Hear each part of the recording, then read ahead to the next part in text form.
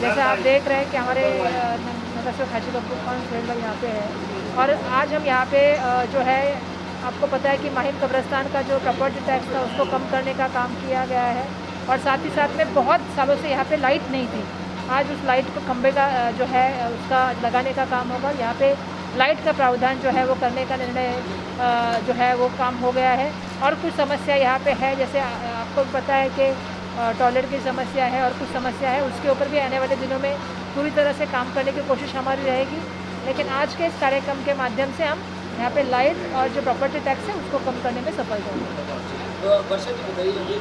कि किस तरीके का नवीनीकरण यहाँ पे करने जा रही है, क्या कुछ प्लान है आगे? नहीं, बिल्कुल यहाँ पे जैसा आप सभी को पता है कि जिस तरह से यहाँ पे कुछ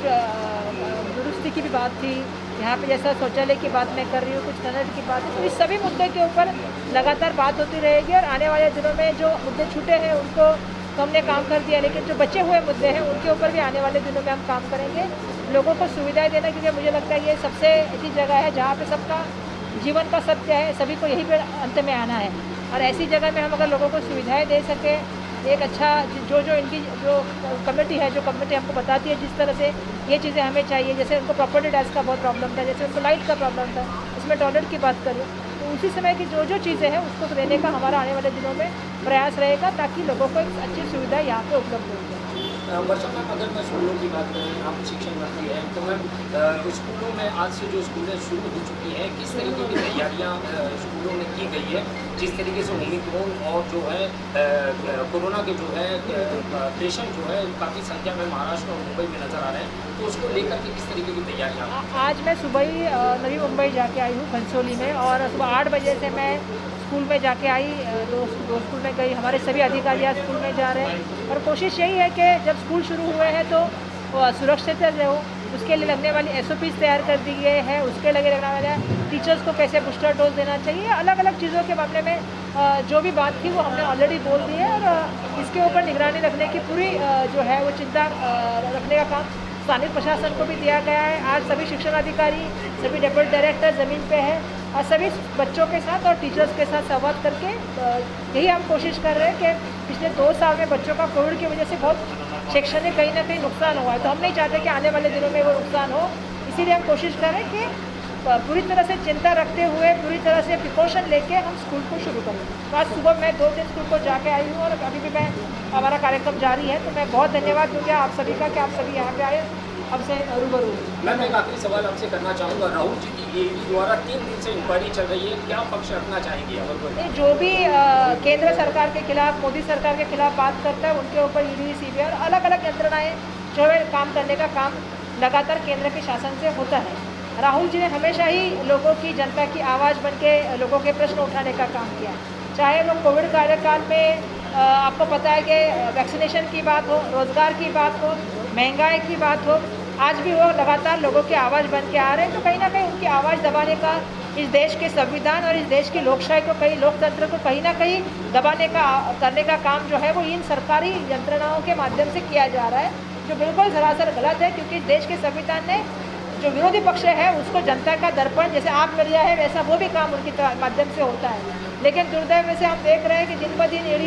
और सरकारी यंत्रणा का वापर करके एक तरह का दबाव तंत्र जो है वो लाने का काम केंद्र की सरकार के माध्यम से, मोदी सरकार के माध्यम से होता है। तो मैं यही कहूँगी, अगर लोकतंत्र हमें टिकाना है, लोकशाही, और हमें अगर देश का संविधान बचाना है, तो हम सबको इसमें एकदम संग बन के आना होगा। जिस तरह से राहुल जी के ऊपर आज ये बात है, सोनिया जी के ऊपर बात है, आपको पता है वो केस क्या है, पीछे पुराने एकदम ज़माने के कुछ केस निकाल के उनके ऊपर वो ED का नोटिस देने का काम होता है। आज हम देखते हैं अलग अलग लोगों को होता है। तो मैं यही चाहूँगी कि ये दबाव यंत्र जो इस्तेमाल किया जा रहा है उसका हम धिक्कार करते हैं। कांग्रेस पार्टी ने अंग्रेजों के खिलाफ लड़ाई लड़ने का काम किया है, हम आगे पीछे भी लड़े हैं, आने वाले दिनों में भी लड़ रहे हैं और आगे भी लड़ेंगे, ये मैं आपसे कहना चाहती हूँ। धन्यवाद।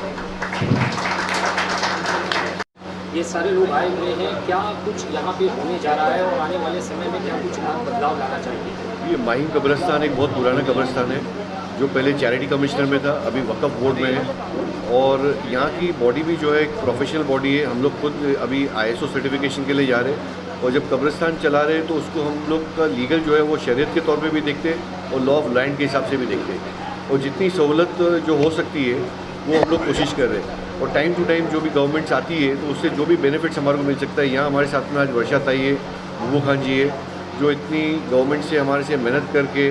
उन्होंने पहले यहाँ कुछ रोड्स का काम हुआ, इलेक्ट्रिसिटी का काम हुआ, टॉयलेट्स का काम हुआ, प्रॉपर्टी टैक्स के रेवेन्यू के हिसाब से वो भी अप्रोच हुआ गवर्नमेंट के पास, उसमें भी हमारे को काफ़ी रियायत मिली।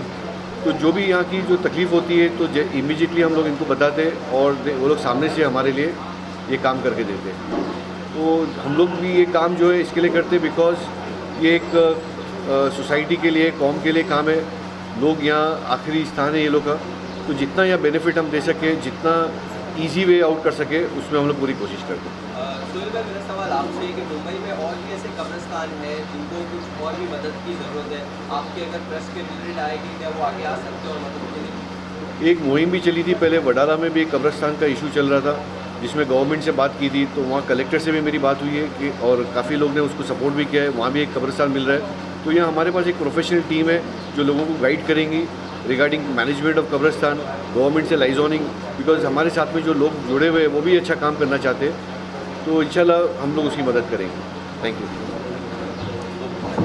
बात की और कब्रिस्तान की जो ट्रस्ट ने खास करके सोहेल भाई की तरफ से